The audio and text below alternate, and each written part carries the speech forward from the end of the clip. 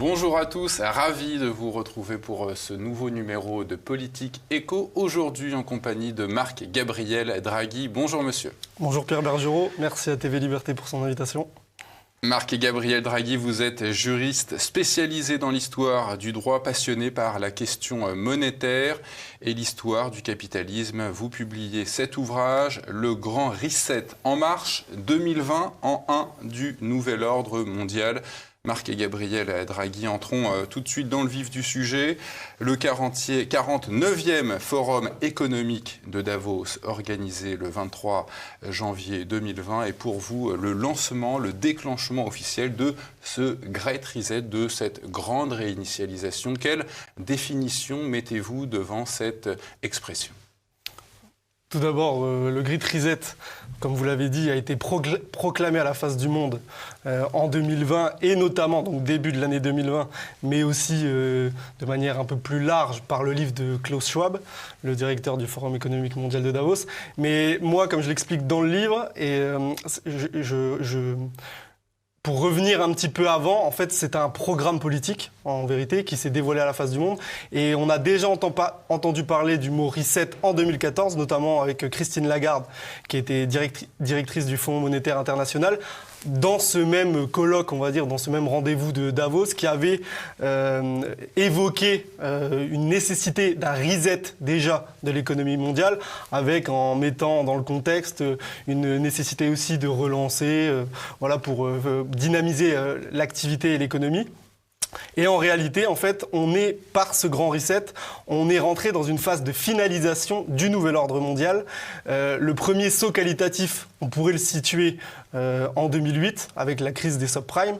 Et la décennie qu'on vient de terminer, en réalité, avec l'année 2020, a découlé vers une autre décennie.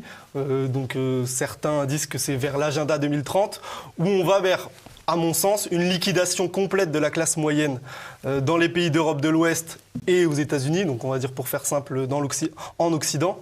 Et ce grand reset de Klaus Schwab, qui a été proclamé aux yeux du monde, est un modus operandi ou un feu vert donné à l'ensemble des dirigeants mondiaux pour leur dire qu'une nouvelle phase du programme et de l'agenda plutôt, c'est déclenché et qu'il est temps maintenant de passer à une autre phase. Voilà. Qu'est-ce que vous allez répondre à ceux qui vous qualifieront de ce mot qu'on entend partout, de complotiste ? Bon, déjà, c'est pour moi de l'anathème, parce qu'en réalité, pour ceux qui prendront la peine de lire le livre, alors déjà, l'anathème, j'y ai eu droit il y a quelques jours par un article de la RTBF, la radio-télévision belge francophone, qui m'a qualifié de complotiste parce que j'employais le mot « nouvel ordre mondial ». Donc on l'a dit, Nicolas Sarkozy emploie aussi le mot « nouvel ordre mondial » dans un discours de 2008, George Bush père, des tas de personnes. Donc évidemment, en fait, quand on évoque certains sujets, les médias, on va dire, traditionnels, mais vous qui êtes un média libre, on pourrait les qualifier de médias subventionnés, lancent des anathèmes à des gens qui ne sont pas dans le discours dominant. Donc oui, complotistes, conspirationnistes. Moi, personnellement, les anathèmes, ça ne me dérange pas plus que ça. Vous dites qu'il ne s'agit pas d'un complot, mais bien d'un plan minutieux, énoncé clairement et officiellement par l'oligarchie depuis des années. On peut d'ailleurs retrouver ce terme de Great Reset sur le site officiel du Forum économique de Davos. Et à ce titre, son président, Klaus Schwab, avait déclaré dans son ouvrage « Le Grand Reset ». Beaucoup se demandent quand les choses reviendront à la normale. La réponse est courte, jamais. Donc comme ça, on est au clair. Vous dites que la crise sanitaire va servir à nos élites pour nous imposer le fameux monde d'après. Ça ressemblera à quoi alors, ce monde d'après ? Alors déjà, j'ai envie de vous dire, on est déjà dedans. C'est l'avantage. On peut voir actuellement ce qu'est le monde d'après. La pandémie, si on peut appeler ça une pandémie, 120 000 morts en 2 ans d'une maladie qui existe, mais ça reste quand même relativement peu pour une épidémie qu'on pourrait qualifier de pandémie. Donc on le voit, les confinements pour l'instant, se sont arrêtés, mais on a une vaccination qui est quasiment obligatoire. Des masques, là, j'étais dans le métro, dans la rue à Paris, et tous les gens portent des masques, même quand ils sont dehors. Donc on voit que la pandémie, ça a été un programme de conditionnement de masse où les populations ont adhéré. Ce qui est le plus étrange, c'est ce que j'explique dans le premier chapitre du livre, avec la première fausse pandémie qui était celle du H1N1 en 2009, où la population n'avait pas adhéré. Les populations d'Europe occidentale et des États-Unis n'avaient pas du tout adhéré. Donc là, on voit que cette fois, ça a pris, ce qui est quand même assez étrange, faut dire la vérité. Bien sûr qu'il y a eu des morts, qu'individuellement, c'est des drames, mais statistiquement, c'est vraiment réduel. Donc le monde d'après, en fait, c'est une domestication et une instauration d'une société de crédit social à la chinoise et, on va dire, une destruction, on y reviendra peut-être après, de toutes les structures indépendante et libre. Donc là, on est sur un média libre, donc c'est-à-dire la liberté de créer ses propres revenus et vivre de son propre travail. Et je pense que là, on est dans une phase, donc 2020-2030, où on va voir progressivement l'appareil. On va dire l'appareil d'État qui a été confisqué au profit de minorités agissantes s'attaque de plus en plus aux indépendants. Et ce monde d'après, c'est ce que moi j'ai appelé dans mon premier livre un monde qui nous emmène vers la servitude, en réalité, l'esclavage. Parce que quand il n'y a plus de petites structures indépendantes et qu'on n'est plus capable de vivre de son propre travail, on va en réalité vers le salariat de masse et en définitive pas très loin de l'esclavage, notamment s'il n'y a plus de petites propriétés privées.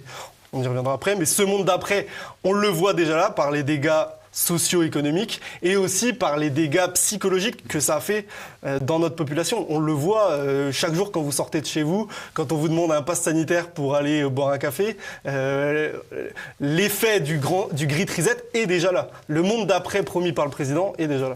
Pourquoi dites-vous, Marc-Gabriel Draghi, que la dette, qui n'est d'ailleurs jamais remise en question, est le point politique crucial ? C'est une très bonne question. Donc en fait, la dette, c'est le cœur nucléaire du système. C'est par ce biais-là qu'on nous impose toutes les décisions politiques. La dette actuellement, qui doit être aux alentours officiellement de 2800 milliards, encore plusieurs milliards en plus si on creuse un petit peu dans le fond des choses, elle est irremboursable. Ça, c'est clair et net. On n'est pas les seuls pays à être concernés. Des pays qui dépassent les 100% du PIB.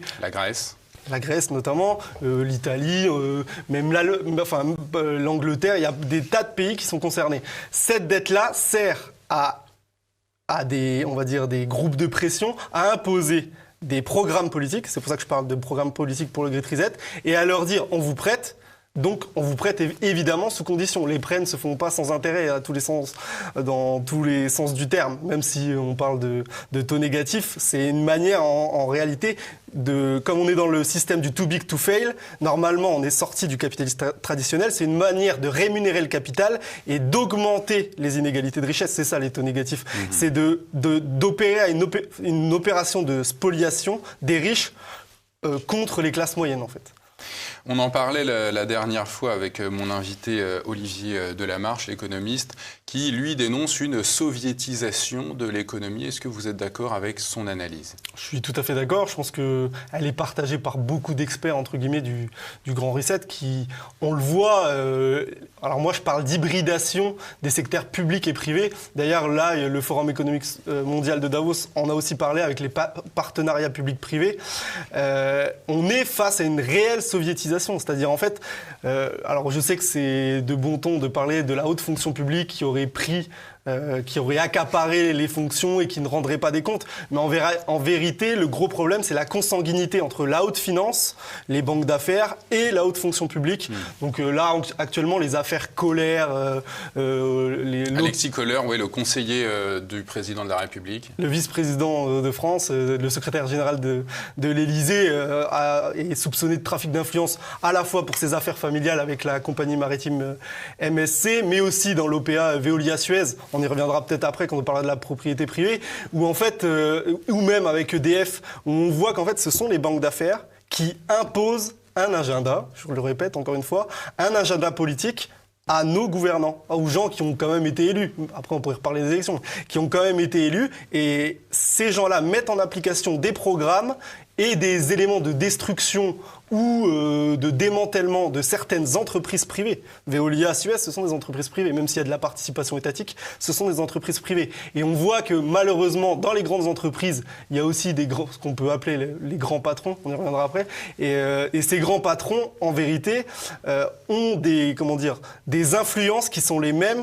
que ceux de la haute administration, notamment à cause du pantouflage, ou le fait qu'un haut fonctionnaire puisse aller dans une banque d'affaires, puis après revenir, par exemple, à Bercy, au ministère de l'économie. Et on le voit, en fait, il y a une synergie des intérêts nomades et apatrides, moi je les nomme comme ça, qui n'ont aucun lien réel avec la France, qui sont des banques anglo-américaines ou des groupes un peu plus obscurs, notamment en Suisse.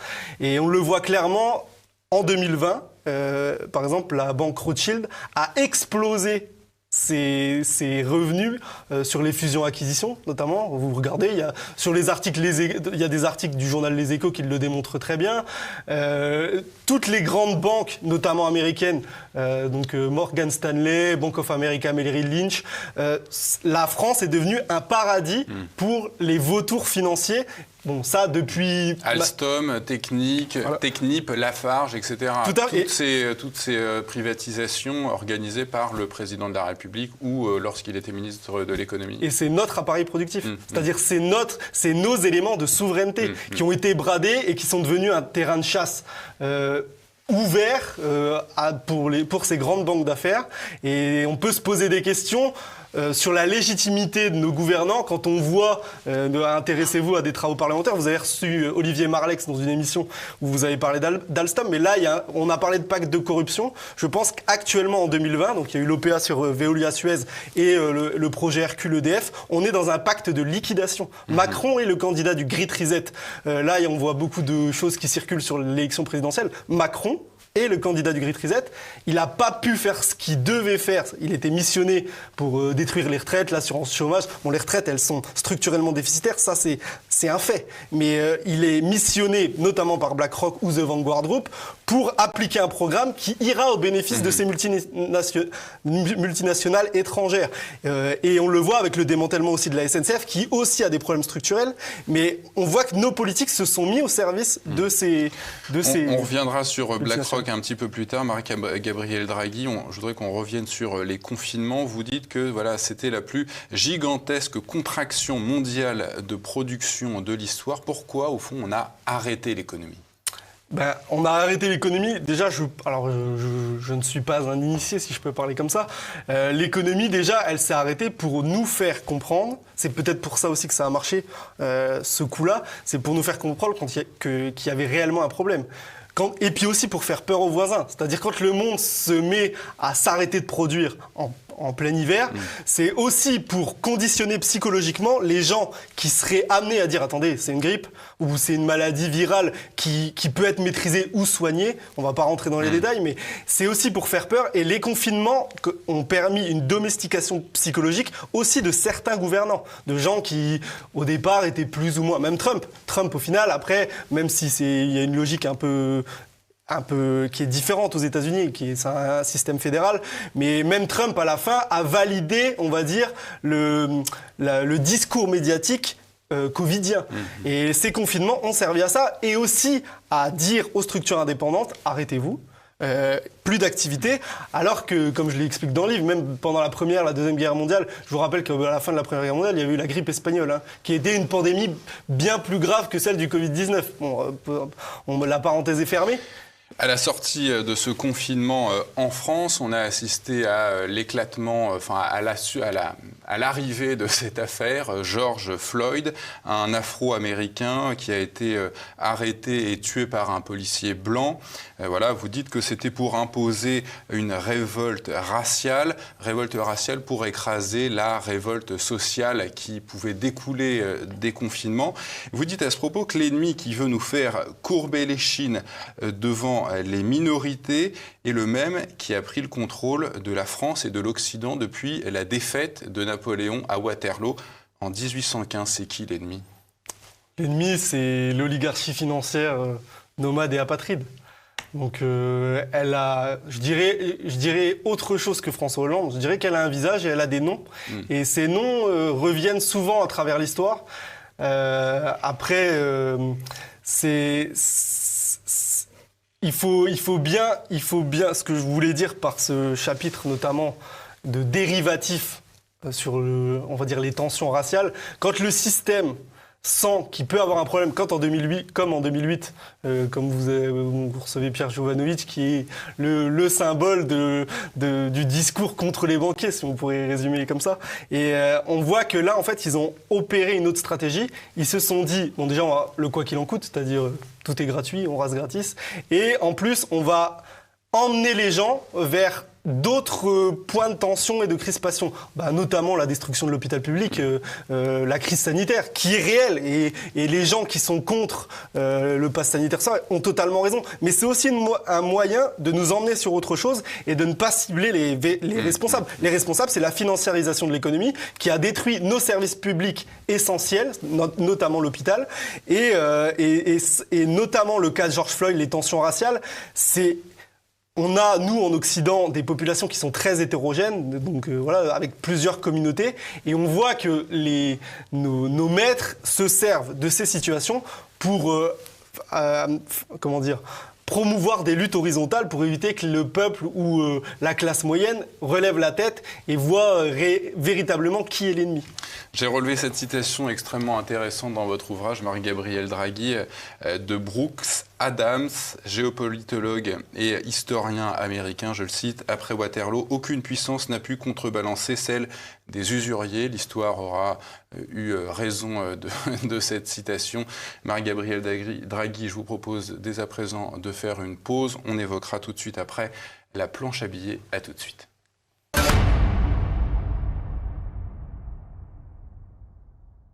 Évoquons à présent la planche à billets avec mon invité Marc-Gabriel Draghi qui, planche à billets, tourne à plein en ce moment pour maintenir le système à flot. Pourquoi ce système, le système qui nous gouverne, cherche-t-il tant à gagner du temps ? Tout à fait. Il cherche à gagner du temps, mais il faut aussi comprendre que la planche à billets, la monétisation, c'est-à-dire les politiques de quantitative easing, c'est aussi un moyen de permettre la spoliation des classes les plus riches, c'est-à-dire des 1% de la population, contre la classe moyenne et les classes populaires. Ce système-là, qui en réalité tourne à plein régime depuis 2008, avec des phases de ralentissement et d'accélération, on le sait tous, enfin pour les gens qui ont un peu de bon sens, on s'attendait tous à ce que le système s'effondre. Alors qu'en vérité, on est face à un système qui est alchimique. Donc j'emploie bien le mot, c'est au sens alchimiste du Moyen-Âge. C'est-à-dire en fait, on est dans un système où les directeurs de grandes banques centrales, Jérôme Powell ou Christine Lagarde, vous disent tout va bien, les taux ils resteront bas, et vous voyez le CAC 40 qui explose les 7000 points, le S&P 500 qui en fait de même. On est vraiment dans une économie alchimique, dans le sens où on vous dit que ça va bien, ça va bien. Il n'y a plus de connexion sur l'économie réelle et sur la production de biens et services tangibles. Et ça, cette phase-là, la planche à billets, elle est complémentaire dans ce que je vous ai expliqué avec l'agenda politique, puisqu'en fait, elle permet une spoliation et une concentration des richesses vers certains acteurs fondamentaux, qui vont avoir un rôle crucial, BlackRock, des grandes banques et des grands fonds de pension internationaux, qui vont avoir un rôle politique, puisque en fait c'est eux qui nommeront nos gouvernants dans le monde d'après. Bon, c'est là où la planche à billets est criminelle et où les peuples, même si certains peut-être ont acheté leur maison avec des taux faibles, où les peuples et notamment les producteurs, bon, il y en a de moins en moins en France, devraient se rebeller contre ce système, donc notamment l'euro, parce que ce système est permis par l'euro, et devraient au moins prendre conscience que ce système nous cuit ou nous tue à petit doux. C'est l'histoire de la grenouille dans la casserole. Vous évoquez aussi dans votre ouvrage l'existence de certaines tensions à l'intérieur de l'hyperclasse, dont Christine Lagarde, justement, en est l'un des exemples. C'est quoi ces tensions ? Déjà, pour justement contrecarrer les arguments du fait que je suis ou nous sommes complotistes ou conspirationnistes, évidemment, c'est les phrases de Pierre Hilard qui expliquent que l'enfer est divisé contre lui-même. Et je pense réellement que c'est la bonne grille d'analyse à adopter. Il y a plusieurs factions qui, en définitive, travaillent aux mêmes objectifs, si vous voulez, mais par des moyens détournés. Et comme c'est aussi, on est dans une société où c'est l'orgueil et l'ego qui prédominent, certaines factions poussent contre d'autres. Et pour revenir à Christine Lagarde, on voit que Christine Lagarde, au moment de la crise du Covid, elle a cristallisé certaines tensions, notamment par son discours qui était complètement débile, même pour quelqu'un qui fait partie du sérail. C'est-à-dire, ils ont vu qu'elle était peut-être pas au niveau pour occuper le job. Alors, c'est pas parce que je m'appelle Marc-Gabriel Draghi que je vais prendre la défense de Mario Draghi. À l'inverse, Mario Draghi est pire que Christine Lagarde. Mais peut-être que Mario Draghi, par son côté déjà plus sérieux, faisait plus le job, entre guillemets, pardon de parler comme ça, pardon de cet anglicisme, que Christine Lagarde. Et on voit que l'oligarchie a des agents, une partie de l'oligarchie a ses agents et qu'elle pousse soit pour occuper la scène médiatique pour le spectacle, ou soit pour assurer certains contrats. Il y a la fameuse rivalité de la banque d'affaires Rothschild et la banque Lazare. Au final, elles sont rivales, mais quand on s'aperçoit, elles se partagent à chaque fois le gâteau. Donc faut vraiment avoir cette grille d'analyse-là qui est importante. Justement, à propos de partage du gâteau, et j'en parlais d'ailleurs il n'y a pas très longtemps avec Pierre Hilard, il évoquait le fait que l'examen de l'évaluation des DTS, les DTS, rappelons ce que c'est cette monnaie, espèce de monnaie mondiale créée en 1969 par le FMI, DTS qui est le fils du Bancor et qui est un panier de réserves constitué du dollar, de l'euro, des grandes monnaies mondiales. Et donc l'examen de ces DTS qui devait être réalisé le 30 septembre dernier a été repoussé au 31 août 2022. Donc on voit qu'il y a des espèces de discussions à l'intérieur de cette hyperclasse pour se partager le gâteau des monnaies. Passons à un autre sujet, Marc-Gabriel Draghi. Pourquoi, dites-vous, c'est marqué dans votre ouvrage que la Réserve fédérale américaine, la banque centrale américaine, est aujourd'hui sous la tutelle du gestionnaire d'actifs américain BlackRock, qui d'ailleurs, dites-vous, serait à l'origine de la réforme des retraites en France lancée par Emmanuel Macron? Ça déjà, je ne suis pas du tout le seul à le révéler, tout le monde le sait. C'est un secret de polichinelle, si je peux me permettre, de dire que BlackRock a missionné Macron pour faire la réforme des retraites, qui a été suspendue par la crise covidienne. Mais pour revenir sur la banque pour revenir sur la Banque centrale américaine, en fait, c'est tout simplement parce que le livre est une compilation de chroniques où j'expliquais à l'époque de Donald Trump, où certains nous vendaient Donald Trump comme celui qui allait sauver les États-Unis et qui avait nationalisé la Réserve fédérale américaine. Alors qu'en vérité, pas du tout. En fait, BlackRock encadre par l'intermédiaire de la crise de mars 2020, a été désigné par le Trésor américain pour encadrer et piloter les politiques d'achat. Donc vous savez que la Réserve fédérale américaine, elle s'est mise devant tout, c'est-à-dire elle a acheté des actions, des obligations. On parlait de soviétisation de l'économie. Elle s'est comportée comme une banque soviétique, ce qu'elle est d'ailleurs, pour des intérêts privés, mais de toute manière, le système soviétique, c'était ça, c'est ce qu'on appelle le socialisme corporatif. Et en vérité, c'est BlackRock qui dit à la Réserve fédérale américaine, vous achetez cet ETF-là, vous achetez cette action-là. Et ce qu'il faut comprendre, c'est que BlackRock dit à la Réserve fédérale d'acheter ses propres ETF. Donc c'est très très drôle, sachant que les ETF de BlackRock, comme BlackRock a des participations dans toutes les sociétés du S&P 500, en fait, on est dans une économie administrée. On fait monter les cours artificiellement. Et en plus, BlackRock, qui est une entreprise privée, parce que c'est une entreprise privée, c'est public-privé, dit à la Réserve fédérale et au Trésor américain qui, en effet, il y a eu une fusion, il y a eu on va dire, le Trésor et la Réserve fédérale américaine, depuis la crise du Covid, se sont adossés. Avant, ils étaient un peu plus séparés. BlackRock, maintenant, le Trésor suit les consignes, voilà, les directives de BlackRock. Donc concrètement, BlackRock, c'est l'économie américaine. Et c'est même en partie l'économie européenne, puisque je vous signale que BlackRock conseille notre grande commission européenne, avec à sa tête Madame Ursula von der Leyen. Donc en fait, le marché, les libéraux, la main du marché, la main du marché, c'est BlackRock. Voilà, elle a un nom, c'est BlackRock. Revenons en Europe. Pourquoi dites-vous, Marc-Gabriel Draghi, que les pays du sud de l'Europe, dont la France, ne s'en sortiront pas en restant dans l'euro ? Sur ce plateau, vous avez l'habitude de cet argumentaire-là. Vous savez que l'information, c'est la répétition. Tout à fait. L'euro est surévalué par rapport à notre économie. Et en réalité, l'euro a participé à la désindustrialisation de la France. Puisqu'en fait, je caricature, je sais que dans les détails, c'est pas tout à fait vrai, mais c'est comme si on avait adopté le mark. C'est l'erreur que François Mitterrand pensait qu'en faisant l'euro, on aurait la monnaie des Allemands et qu'on allait devenir la première puissance mondiale. Bon, après, François Mitterrand, il avait aussi... Européenne, en tout cas. Oui, européenne, oui. Mais l'Europe, c'est le monde. Mais donc, il pensait ça, François Mitterrand. Mais il avait des consignes, notamment du prophète Jacques Attali, qui lui susurrait sûrement certaines choses. Et en fait, il en a résulté que la France, parce que soumise aux Allemands, qui eux-mêmes soumis aux intérêts anglo-américains, a vu son industrie liquidée, bien aidée par nos hauts fonctionnaires et nos politiques. Mais l'euro est structurellement une monnaie. Nous, en France, il nous faut une monnaie qu'on puisse dévaluer et qu'on puisse mettre au service de notre industrie. Donc en fait, l'euro sert à liquider l'industrie des pays du Sud, je l'explique dans le livre de manière détaillée, au profit des pays du Nord. L'Allemagne, et d'ailleurs c'est assez drôle, je me permets de le dire, parce que les Allemands se sont servis de l'euro pour détruire notre appareil productif.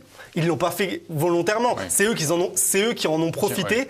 Donc du coup, ils se retrouvent avec des stocks d'épargne très importants, puisqu'en fait, l'Allemagne est le créancier de l'Europe, sauf que c'est pour faire écho à la démission de Jens Weidmann à la Bundesbank, qui n'est pas content de la politique de la Banque Centrale Européenne, parce que oui, en fait, la Banque Centrale Européenne, dans le cadre du Great Reset, est en train de dire maintenant aux Allemands, vous voyez les réserves que vous avez là, elles vont être liquidées par la politique monétaire qu'on adopte.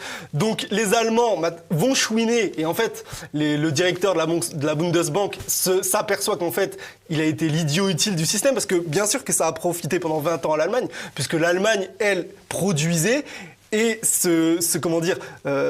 profiter de la désindustrialisation de ses voisins. Donc maintenant, autour des Allemands. Et autour des Allemands, de subir ce que nous, on a subi. Alors, ils vont avoir des avantages, la théorie des avantages comparatifs de Ricardo, ils ont des avantages encore. Mais maintenant, c'est eux qui vont payer la note. Parce que le système, il est, contrairement à ce que certains disent, il n'est pas fait au profit de l'Allemagne. Il est fait au profit de multinationales apatrides et nomades. Épreuve de l'inadaptation de notre pays à l'euro, contrairement à l'Allemagne. Vous citez ce think tank allemand d'orientation libérale, le Centre de politique européenne, qui avait pondu un rapport il y a 1 an, je crois, expliquant que l'euro avait fait perdre à la France 3 591 milliards de PIB en 20 ans, pendant que l'Allemagne en gagnait 1893.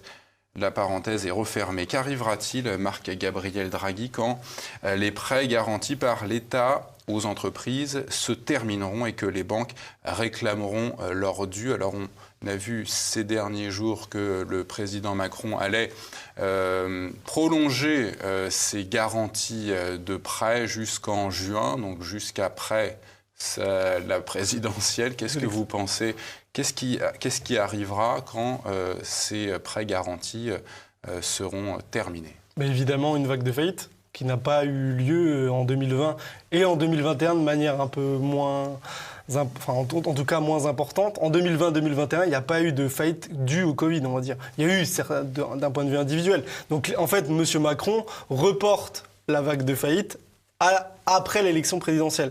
Alors après, je veux juste mettre un bémol. Là, actuellement, on est quand même rattrapé par l'inflation.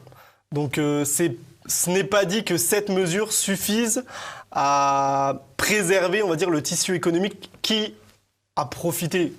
Il ne faudrait pas utiliser ce terme-là, parce que les PGE, les prêts garantis par l'État, ce n'est pas du tout un profit, c'est des avances de trésorerie et de l'endettement que les entreprises devront rembourser, alors qu'elles ont vu leur activité drastiquement baisser pour les 3/4 d'entre elles.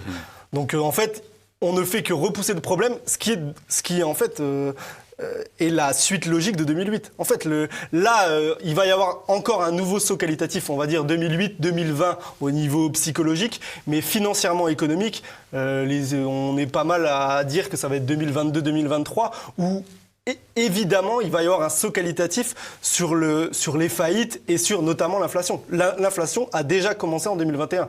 On l'a prédisé depuis 2020. Et l'inflation, bien sûr qu'il y a l'arrêt total de la production, mais en vérité, l'inflation actuelle, elle est due à la dépréciation de la monnaie. Évidemment, comme vous l'avez très bien dit, quand on imprime à tout va, il y a une connexion avec le réel ou une disconnexion avec le réel où les agents économiques commencent à se dire « Attendez, là, il y a des soucis. » L'économie mondiale, c'est bulle sur bulle. Je vous rappelle, bulle obligataire, bulle de l'immobilier, bulle des cryptos, parce que la crypto, on en reparlera après, c'est ce qui empêche les gens d'aller sur l'or et l'argent, et bulle de la big tech. Sur les technologies du développement durable et du monde de demain, sauvons notre planète, ça c'est aussi une bulle, de la même manière que la bulle Internet. Donc on est dans des bulles, elles-mêmes dans des méga-bulles, parce qu'en fait les États n'ont jamais été autant endettés dans l'histoire de l'humanité. Vous dites que dans cette phase que l'on vit depuis une dizaine d'années, l'hyperclasse cible prioritairement les travailleurs indépendants.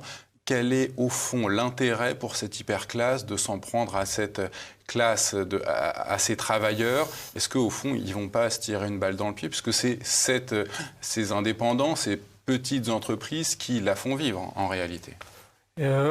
Si on avait du bon sens, on pourrait se dire ça. On pourrait se dire, la France, elle tient. Pourquoi? Parce qu'on a encore un tissu, des restes d'un tissu économique indépendant qui a fait longtemps notre force. Quand on était première puissance mondiale à la fin du 19e siècle ou début du 20e, c'était grâce à notre tissu économique indépendant, les petites entreprises petites et moyennes. Et en réalité, en fait, l'hyperclasse, elle est mondialiste. Donc, la classe indépendante française, elle coûte trop cher. Elle produit. Ça, il n'y a pas de souci, elle produit, mais elle coûte trop cher. La petite maison, les deux voitures, pour celui qui a de la chance, la petite voiture de collection pour aller rouler qui brûle trop de gasoil. Là, l'hyperclasse, elle va nous faire comprendre pendant cette décennie que c'est terminé. C'est-à-dire, maintenant, vous pouvez être productif, ok, mais comme vous êtes des pollueurs, ou vous êtes des ennemis de la Terre, attention, la Terre, vous allez la détruire, vous allez tuer la planète avec votre corvette ou je sais pas quoi. Et donc, ils veulent absolument, maintenant, mettre le haut là à ça. Et surtout, quand vous êtes indépendant financièrement, vous le savez, vous êtes un média qui tend ou qui cherche à être indépendant financièrement, vous êtes libre politiquement. C'est-à-dire, personne ne vous dit quoi voter, quoi faire. Qui recevoir, quoi dire. Qui recevoir, quoi dire, voilà. Donc, tout ça, c'est terminé. Moi, dans mon premier livre, j'expliquais que ce qui nous attend, c'est l'africanisation du monde. Alors, je ne vais pas du tout parler de termes ethniques, je parlais de tiers-mondisation. De corruption endémique de la classe politique, lutte interconfessionnelle, raciale, tribale, tout ce que vous voulez. Et c'est ça, en fait, l'agenda du mondialiste. Marc-Gabriel Draghi évoque aussi dans son ouvrage la fin du droit de propriété et également la création d'un nouvel ordre monétaire international. On en parle juste après la pause.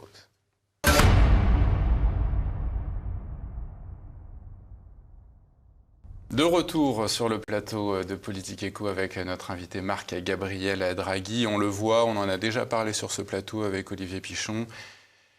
On a pu voir sur le site du forum de Davos, ce clip avec une image d'un homme qui sourit et à côté vous n'aurez plus rien et vous serez heureux.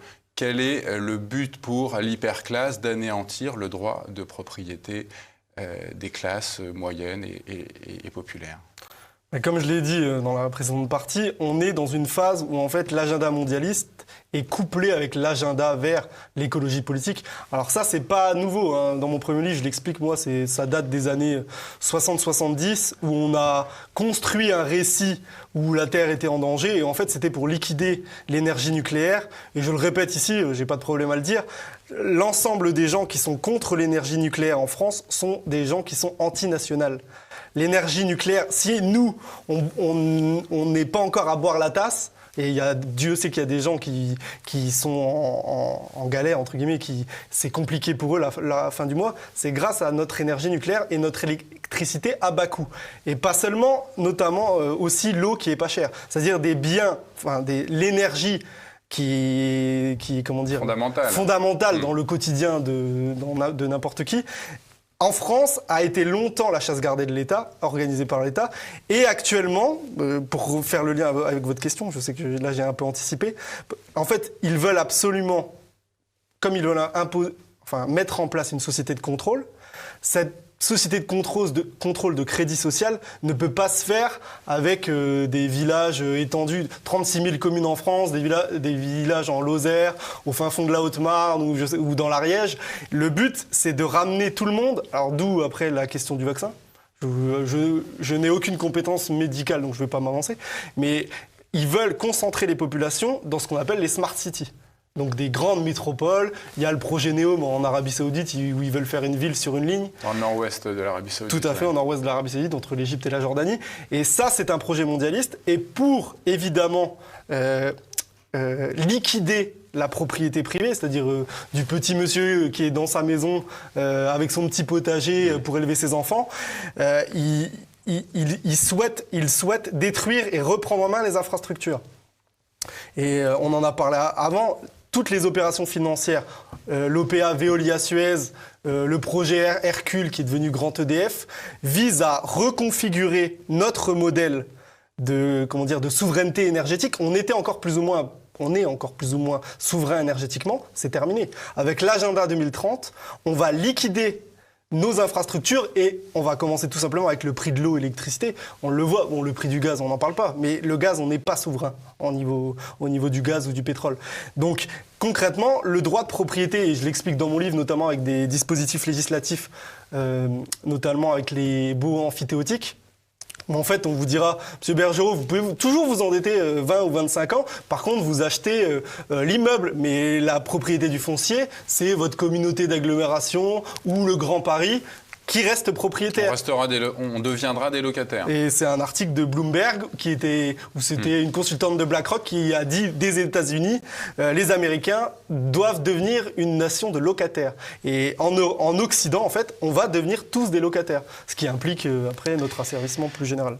Vous expliquez que cette phase de coronavirus va entraîner une dédollarisation de l'économie mondiale et vous évoquez la création prochaine d'une monnaie mondiale adossée sur l'or. Quel est l'intérêt de nous imposer un nouvel ordre monétaire mondial ? Comme vous le savez très bien, nos économies sont en faillite. L'inflation arrive, l'inflation qui est à 3%, 2,8 ou 3% en Occident, plus de 5% aux États-Unis. Elle était transitoire au début de l'année, là elle est plus transitoire et à la fin de l'année elle sera bien là, ils le disent déjà qu'elle sera bien là, donc elle va exploser l'inflation qui va devenir une hyperinflation. Donc notre système financier mondial va être à l'agonie, on devrait s'en réjouir pour les gens par exemple qui ont acheté une maison à 1%, l'hyperinflation, les politiques devraient être contraints d'augmenter les salaires, donc en valeur nominale, c'est un moyen de ronger la dette, de rembourser la dette. Mais c'est pas ce qui va se passer. En vérité, l'hyperinflation va amener à une saturation de nos économies, plus, on en a parlé, le sabotage de nos infrastructures. Donc on va manquer très certainement d'énergie, de biens essentiels en France. Déjà, je vous rappelle qu'on ne produit plus rien. Et l'hyperinflation qui aurait pu nous sauver d'un point de vue de la dette, ne va pas nous sauver puisqu'en fait nos dirigeants sont soumis intégralement et ils vont nous vendre l'euro numérique. Cet euro numérique, c'est une régionalisation. L'euro fiat va mourir au profit de l'euro numérique dans un contexte international où le monde entier est endetté. Et moi, la Chine, pour moi, elle fait partie du système. Mais bien sûr qu'il y a des factions dans tous les pays. Il y en a qui jouent plus ou moins leurs cartes. Mais la Chine, avec le Fonds monétaire international et la City of London, la City de Londres, organise le système actuel, notamment via la Banque des règlements internationaux. Et ils vont, en un premier lieu, vous avez parlé de la répartition des DTS. La répartition des DTS se fera avec l'euro numérique. Donc le contrôle total de la production financière, des impôts. Schwab annonce dans son livre, comme je l'explique dans mon livre, une hausse de la fiscalité considérable. en France. Hein. Vous imaginez ce que peut représenter une hausse de la fiscalité considérable. Donc on va devenir ça va être un pays très très spécial. Et par exemple pour le droit de propriété, je reviens encore une fois à votre question, ils vont tout simplement tripler, quintupler la taxe foncière. Donc quand vous gagnez, je vous dis n'importe quoi, un ménage à 5 000 € et puis que votre taxe foncière, 5 000 € par mois mensuel, et que votre taxe foncière elle sera 5 000, 10 000 € l'année.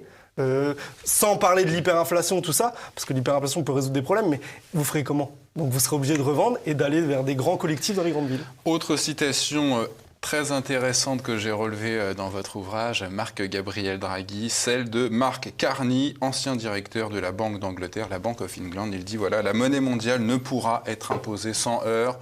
Jacques Attali avait déjà parlé de l'obligation de passer par de la violence à l'avenir. Vous dites, passons à un autre sujet, que voilà, il n'est pas impossible qu'une défiance envers la monnaie ou le système bancaire entraîne une explosion de l'inflation. Mais qu'est-ce qui pourrait entraîner cette défiance, déclencher cette défiance contre la monnaie ? La défiance contre la monnaie, si les gens en prennent conscience, ce sera sur les produits de première nécessité. Les pâtes. Quand vous aurez du mal à nourrir vos enfants, il y a certaines personnes qui vont déjà peut-être commencer à s'énerver. Réfléchir avant de s'énerver, ce serait mieux. Et là, on le voit, par exemple, aux États-Unis, il y a tout le mouvement de la crypto-monnaie, qui pour moi est une bulle, qui sert à ce que les classes moyennes et populaires ne se retournent pas contre l'or et l'argent. Je fais juste un petit point, parce que peu de personnes en parlent. Il y a eu un choc inflationniste des matières premières. On parlait de pénurie. Toutes les matières premières, bois, tout ce que vous voulez, aluminium, tout a augmenté. En raison de l'hyperinflation, en raison de la monétisation des économies. Il n'y a que 2 matières premières, j'exagère le trait, mais il n'y a que 2 matières premières qui n'ont pas du tout augmenté. Or et argent. L'or et l'argent. C'est quelque chose d'exceptionnel. Ces 2 matières premières-là qui ont une utilité et un usage industriel. Donc, quand vous faites des composants pour ordinateur ou pour téléphone, vous avez besoin d'or ou d'argent ou autre chose. Elles n'ont pas du tout augmenté. Par contre, les crypto-monnaies, le bitcoin s'envole, bon, ça redescend, le dogecoin, toutes les bêtises. Moi, je suis pas du tout crypto-monnaie. Elles peuvent avoir une utilité. La blockchain peut avoir une utilité qui peut être différente et complémentaire ailleurs. Mais la source monétaire, en réalité, l'or et l'argent, qui sont les véritables monnaies depuis l'histoire de l'humanité, pour différentes raisons, réserves de valeur, et le fait que personne ne peut créer d'or et d'argent. C'est compliqué de créer de l'or et l'argent. Même si on est dans une monnaie alchimique, dans un système financier alchimique, c'est d'ailleurs pour ça que notre système a démonétisé l'argent et démonétisé l'or après, à la création de la Réserve fédérale et la Première Guerre mondiale en 1914, c'est qu'en réalité, ce système sait très bien qu'il faut éloigner l'or et l'argent. Vous avez parlé que vous avez dit que les DTS seraient adossés à l'or. Oui. Et évidemment, la monnaie mondiale, pour la vendre aux nations du monde et pour la vendre au gouvernement, quand on va que ce soit solide, ouais. faut la vendre en disant on va l'adosser à l'or, comme ça vous inquiétez pas, ce sera sûr. Et quand la monnaie mondiale sera créée, l'or disparaîtra. C'est le dollar, hein, c'est l'histoire du dollar. Et c'est pour ça que personnellement, j'en fais l'esquisse pour donner un petit peu de solution aux gens. Et il ne faut pas qu'ils soient, contaminés par la peur, parce qu'en vérité, il y a de l'espoir partout.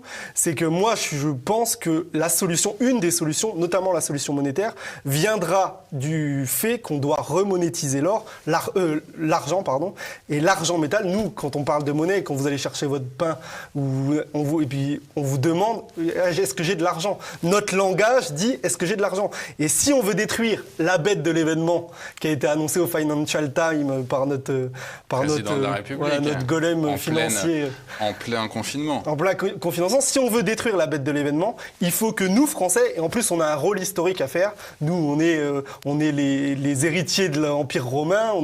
Il faut restaurer le denarius aureus, l'or et l'argent métal, le bimétallisme. Et ça, c'est possible. Et l'oligarchie financière internationale a peur de ça, puisqu'elle sait que c'est l'élément qui peut la détruire. Les cours de l'or et de l'argent sont manipulés au carré, et c'est ça ils savent très bien que c'est ça qui peuvent les contraindre à ne pas aller au terme de leur projet. Autre solution que vous préconisez, Marc-Gabriel Draghi, c'est une union entre la France et l'Italie. Et d'ailleurs, on en parlait il n'y a pas très longtemps avec Marc Rousset qui parlait d'une union latine avec l'Italie, l'Espagne, le Portugal. Vous dites, ces 2 nations latines, la France et l'Italie, ont l'arme qui peut mettre fin à ce système financier. C'est quoi cette arme? Alors, ça va paraître trivial, c'est les stocks d'or. Pour l'instant, on a de l'or en France et en Italie. Pour l'instant, oui, on serait la deuxième. France-Italie, on va dire, on serait la deuxième puissance mondiale en termes de stock d'or. Donc vous l'imaginez bien que dans un contexte de réinitialisation du système financier international, si la monnaie mondiale est adossée à l'or, en théorie, la France et l'Italie, qui sont gouvernées par deux banquiers, l'un de Goldman Sachs, l'autre de Rothschild & Co, Mario Draghi et Emmanuel Macron, si on écarte ces deux banquiers et qu'il y a un pouvoir véritablement souverain, alors ça c'est un appel de mots, mais même au niveau individuel, mettez-vous au travail et achetez de l'argent. C'est pas pour faire de la pub, mais c'est une arme aussi pour votre patrimoine individuel. Cette arme-là, des stocks d'or, peut nous servir déjà au niveau international. Si moi, je suis pas pour le Frexit et tout. Déjà, le mot, il est horrible. C'est un mot un peu un mi-anglicisme. C'est pas beau. En fait, si un jour le peuple reprend le pouvoir, on est français, on a le franc. Et moi je suis pour un adepte de la doctrine des effets réels. C'est-à-dire, en fait, notre masse monétaire doit être conditionnée à des biens tangibles, de production des biens et services. Et si on ne va pas vers ça, on ira vers un effondrement, mais cet effondrement peut être au profit du peuple ou au profit de l'oligarchie financière internationale. Et si on ne reprend pas le contrôle de notre destin via nos stocks d'argent et d'or métallique, on ira. Là, donc moi je suis de province, je me balade au Louvre, tout ça, le Palais Royal. Tous ces biens-là appartiendront à des multinationales, à des Chinois, à des Saoudiens. La France va être découpée. Elle est déjà découpée par ces fleurons industriels. Nous verrons, si nous ne rebellons pas, nous verrons tous nos biens, notre patrimoine national. Brigitte Macron, on l'a déjà liquidé en partie sur le mobilier à l'occasion de la crise du Covid. La crise du Covid a permis beaucoup de choses. Donc on verra tous nos biens nationaux liquidés. Comme ce qui s'est passé en Grèce déjà avec le port du Pirée, etc. Et d'ailleurs, à propos de biens tangibles, vous conseillez à nos téléspectateurs d'acheter de l'or et de l'argent, mais pas seulement, des armes de défense, des outils et des équipements à forte valeur d'usage. C'est ce dont on avait parlé avec Olivier Pichon lors de cette émission de Politique Éco sur la stratégie Alpha, un ouvrage de John Pugsley, mais toutefois, vous qualifiez la tentation survivaliste d'utopique. Oui, parce que moi, je suis un disciple d'Aristote, si je peux me permettre. Donc, je pense qu'en fait, on est des animaux politiques et qu'on ne vit qu'avec la cité. Donc, le survivalisme, c'est très bien, mais c'est très bien d'un point de vue personnel, s'organiser en cas de problème. Moi, je ne condamne pas du tout ça. Mais croire qu'on peut réussir tout seul dans un monde où il y a des zombies à côté et un État surpuissant et un État qui pilotera des drones pour aller je sais pas, bombarder votre bunker ou je sais pas quoi, il faut toujours garder proportion, il faut garder la mesure dans ses réflexes. Il faut construire quelque chose, des mécanismes de défense au cas où, mais il faut aussi parler avec ses voisins. La meilleure chose qu'on peut faire en tant que survivaliste, si vous êtes survivaliste, c'est de convertir vos voisins. Le petit vieux d'à côté, quand il fait des carottes, lui emmener des choux, je vous dis n'importe quoi. Mais c'est la chose la plus importante. Nous sommes des animaux politiques et on ne pourra s'en sortir que collectivement. C'est ça. D'ailleurs, justement, à propos de collectif, terminons cet entretien avec un petit peu d'insolence. Vous situez le centre névralgique de nos maux, à nous, Français, à la Banque centrale européenne de Francfort. Vous incitez même les Gilets jaunes à, on va dire, l'encercler. Vous incitez à la violence. Marie-Gabrielle Draghi, c'est inadmissible. La violence, je sais pas. Après, Gustave Flaubert disait, alors moi je suis juriste, mais Gustave Flaubert disait, en politique, je ne comprends qu'une chose, c'est l'émeute. Et fondamentalement, je sais que c'est... alors moi déjà, je parle, mais je vous le dis honnêtement, si un jour il y a un groupe de gilets jaunes qui veut aller prendre Francfort, je serai dans le cortège.